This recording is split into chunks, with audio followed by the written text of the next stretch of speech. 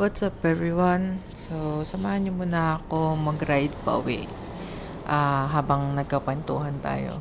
So, alam niyo dito, from office, naisip ko lang mag-share ng mga konting life stories. So, minsan kasi nakikita lang natin yung current chapter ng isang tao. Kung ano yung current status niya, ano yung mga bagay na pinagkakaabalahan niya. Nakikita natin yung kagaya ko, yung mga motovlogs ko, travels, yung mga achievements, pero hindi natin nakikita yung pinanggalingan or kung saan or paano siya nagsimula. So today, gusto ko lang ikwento yung konting work history ko tsaka ilang lessons na natutunan ko tungkol sa pera, sa pag-increase ng income. So, hindi ako financial expert. Isa lang akong ordinaryong tao. So, I also make mistakes, natututo, nagkakamali, and parang everyday pa rin nag-aaral kung paano ba or ano ba talaga yung gusto kong ma-achieve sa buhay. So, how it all started.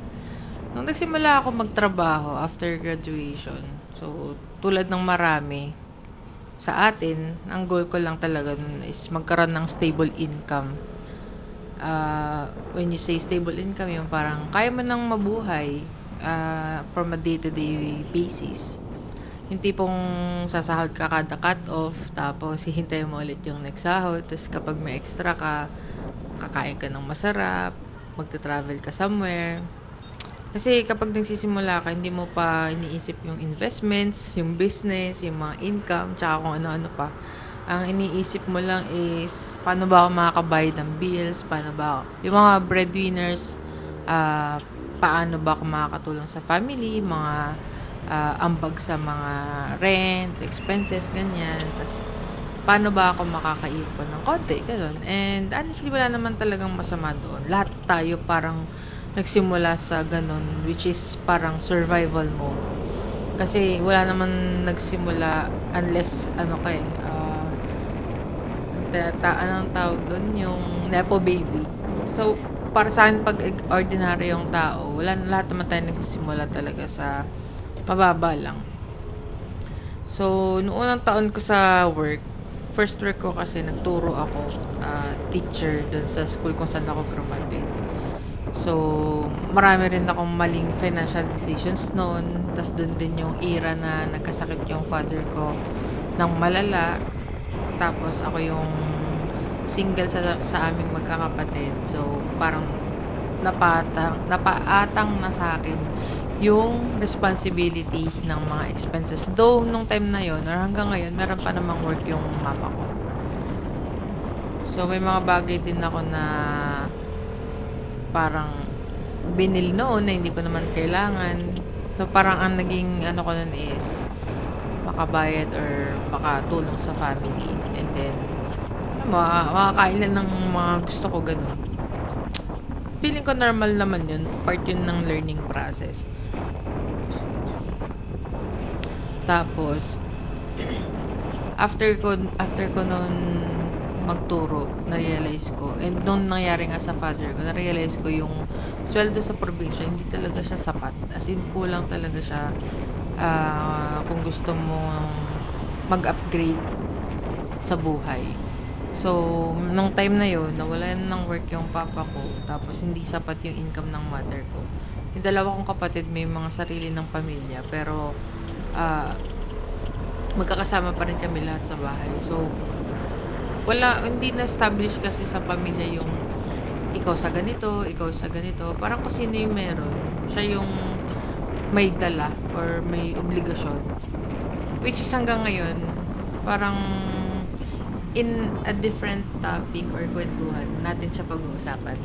So for now, after ko magturo, nag-decide ako na lumuwas ng Manila kasi yung panganay na kapatid namin doon nakatira dito sa Manila.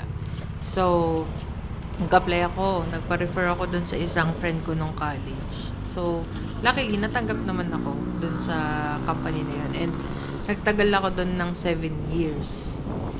7 plus years. And, habang tumatagal, parang mas marirealize mo na hindi problema ang kakulangan sa pag-iipon minsan. Minsan ang problema talaga is kulang yung income. So, kagaya ko, kailangan ko ng lumuwas ng Manila kasi iba talaga yung salary rate sa Manila compared sa province. So, mas malaki ang sahod. And then, within dun sa stay ko ng 7 years sa company, hindi rin ako nag-stay dun sa iisang position na yun. So, dun ko na-realize habang ang hirap mabuhay sa Manila na kailangan mo talaga mag-upgrade ng sweldo mo. Kasi ang daming nangyayari, ang daming aspects na kailangan mo i-consider. Dun ko rin first time mag-travel ng solo. So, hindi naman pala mahal mag-travel. So, kailangan lang pagplanuhan mo talaga yung expenses mo. And then, from dun sa isang position na yun, parang syempre, ang goal mo is ma-promote. Kasi pag na-promote ka, mag-i-increase ka ng sweldo. So, goal ko talaga is tumaas ang sahod. Hanggang sa syempre, doon sa mga years na nagtatrabaho ka, marirealize mo talaga. Or, ako doon ko palang na-realize na, gusto ko talaga i-pursue yung trabaho na related dun sa course ko. Though yung first job ko naman, medyo somehow related siya kasi BPO and then more on computer yung gamit sa work. Pero iba pa rin kapag inline dun sa tinapos mo yung trabaho mo. And so sabi ko, before ako lumabas dito sa company na to, kailangan nasa IT department or IT related job na yung job title ko. And so nangyari naman siya. So from first 2 years ko, nasa entry level non-voice, parang back office ako, work. And then after that, pumunta naman ako sa QA, which is a different parang support department na nagfo-focus sila sa how to improve or how to provide quality dun sa services na pinaprovide ng company. And then after that, nagkaroon kasi ng parang pioneer team siya dun sa company na yon, na magtatayo sila ng testing team na related dun sa main tool na ginagamit sa operations. So, isa ako dun sa first 3 na natanggap dun sa job title na yun, which is software QA engineer. So, test analyst yon, related siya sa IT. Kawork ko is mga dev, mga business analyst. So, kami yung mga nagko-QA ng mga projects, depende kung anong project yung ma-assign sa'yo. And then, dito ko rin na-realize na hindi lang pala dapat puro pagtitipid.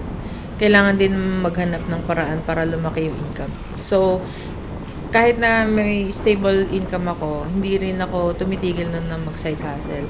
So, meron yung instance na yung friend ko nagtitinda ng ganitong product, tapos tutulungan ko siya magbenta. So, luckily, nakakabenta naman kami. And then, yung kapatid ko noon sa Manila, nakasama ko sa bahay, nag-decide naman siyang magpa-order ng food.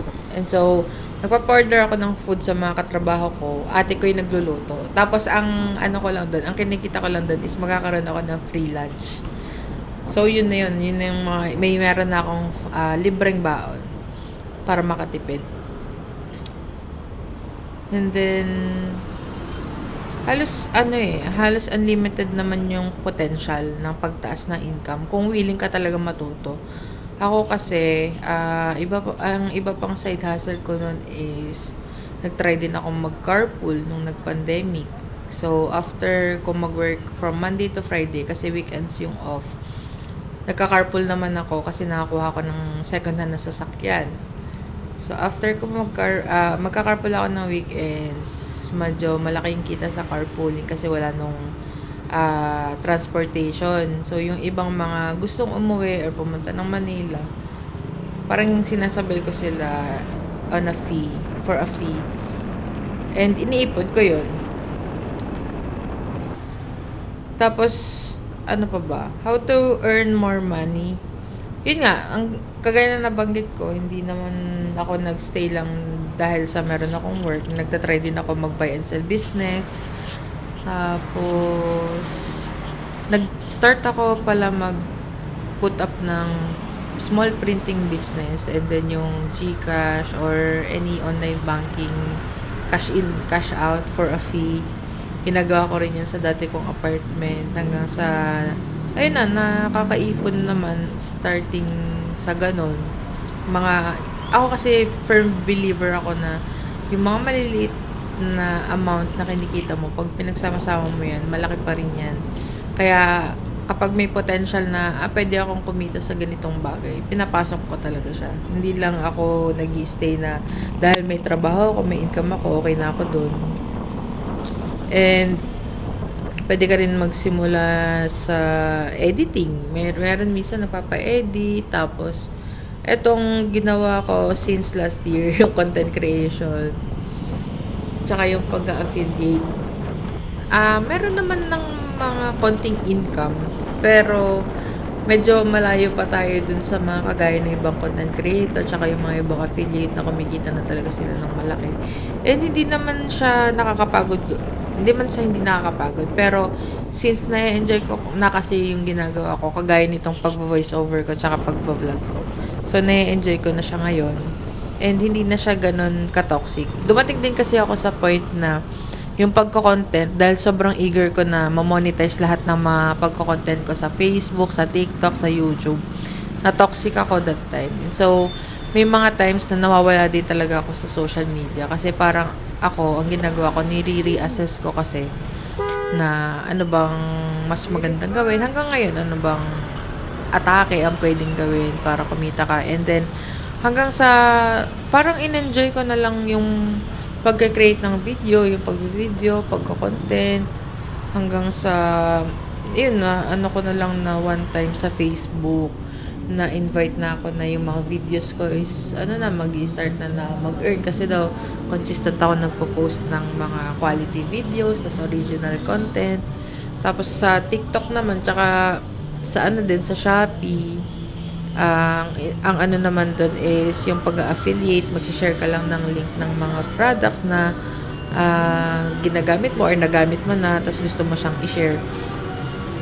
Yun din, isa din sa parang hindi ko consistent na gagawa kasi yung mga nabibili ko na hindi ko naman talaga siya nagugustuhan, hindi ko siya nire-review or hindi ko siya sinishare yung link niya. Unless talagang natawa ako dun sa product. Or minsan, ang ginagawa ko, yung mga nabili ko naman talaga sa mall, isi-share ko yung link nila sa Shopee. Kasi, tiwala ako dun sa product. So, parang ganun. Another way of sharing na pwede ka rin mag-earn. So, lahat ng skills naman, feeling ko, pwede naman siyang matutunan. Online, karamihan naman libre pa. So, nasa sa tao din kasi yon sa diskarte kung paano niya gustong kumita or magkaroon ng extra stream ng pagkita ng pera. And then, napansin ko rin kasi maraming successful people, hindi lang talaga sila umaasa sa isang source of income. Kasi sa buhay ngayon or sa status ngayon ng ekonomiya ng bansa or ng mundo, parang hindi sapat talaga yung nag-iisa lang yung income mo or aasa ka lang na nagtatrabaho ka tapos masahod ka. And then, karamihan ng mga yung parang okay to ang dami nitong source of income kahit na okay naman yung work niya. Tapos sa work ko din, yung mga katrabaho ko, medyo nakaka-inspire din sila kasi mostly ng mga katrabaho ko, okay naman yung income, and then meron silang mga other ways to earn money. Gaya ng isa kong ka-work, meron siyang different business sa sa condo, tapos yun si Yubs din. So sila yung parang nakapag-inspire din sa akin, kaya na-try din ako mag-invest sa mga properties na currently wino-work on ko pa rin na maging income generating. Kasi kapag nagstay ako na parang itong mga investments na to, binabayaran ko lang at tinitirhan ko lang, hindi siya sustainable in the long run. Nag-add ako ulit ng another business, yung cup cleaning service, na parang siya hindi siya hype. and hindi siya sobrang laking i-maintain. Kailangan mo lang talaga mag-invest ng machine para magawa mo ng may quality yung business. And so going back dun sa work history ko, after ko dun sa software QA engineer na post, wala talaga akong balak umalis kasi sobrang saya ko dun sa team na yon, and okay yung work ko dun. Parang sobrang appreciated ako ng mga counterparts ko sa US. But then, nagkasakit kasi yung papa ko year 2022, and since dun sa company na yun, yung HMO is limited lang hanggang 65 years old. Napilitan akong maghanap ng ibang company talaga na merong more than 65 years old na nag-offer ng insurance or health insurance na card. And kaya nakapalipat ako ngayon dito sa current work ko, which is same same role, testing engineer or test analyst. But then yung opportunity kasi and yung retirement package ng company is maganda rin yung offer. And kahit na malaki din yung offer dito sa current ko, continuous pa rin ako sa mga side hustles, sa mga businesses ko. And small pa rin yung mga businesses ko ngayon. And goal ko talaga is magkaroon ako ng isang stable business na merong sariling pwesto. Pero for now, hindi ko pa kasi kayang mag-commit ng 100% na kagaya ng ginagawa ng mga iba kong coworker. And lastly, hindi naman talaga siya about sa pera eh. Money isn't everything. Pero gusto ko rin sabihin na hindi lang din pera ang sukatan ng success. May mga tao na maraming pera pero wala namang peace of mind. Tapos meron namang taong maraming pera pero walang oras, maraming pera pero hindi masaya. Kaya habang naghahabol tayo ng mga financial goals in life, wag natin kalimutan na alagaan din yung sarili natin. And I make it to a point na kapag alam ko na sa sarili ko na medyo nababurnout na ako, nagli-live talaga ako at nagta-travel talaga ako para parang pause in life, tapos parang step back and parang re-assess ko na ito pa ba yung gusto kong gawin, ano bang dapat kong baguhin, mga ganong eksena sa buhay. And kung may natutunan man ako dito sa buong journey ko, yun yung parang hindi mo kailangang maging pinakamagaling. Kung content creator ka, hindi kailangan sobrang okay ng content mo or sobrang ganda, sobrang ganito, pinag-isipan ganyan. Pwede kasing kagaya ko, parang mas gusto ko kasi yung mga raw lang, yung parang totoo lang na tinitake kong content or videos, and then hindi mo palaging kailangang pinakauna sa lahat, hindi mo kailangang makipagkarera sa iba.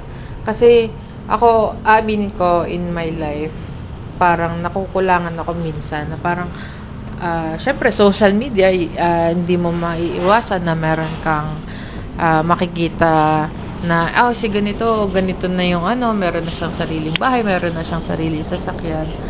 And hangga't maaari, iwasan mo yung ganung mindset. Parang kung nakikita mo sa sarili mo na parang naiinggit ka na, or feeling mo na left behind ka na, hindi siya. Para sa akin, everything is happening for a reason, and ang kailangan mo lang talaga is maging consistent. Parang hindi mo kailangan araw-araw meron kang malaking bagay na nagawa.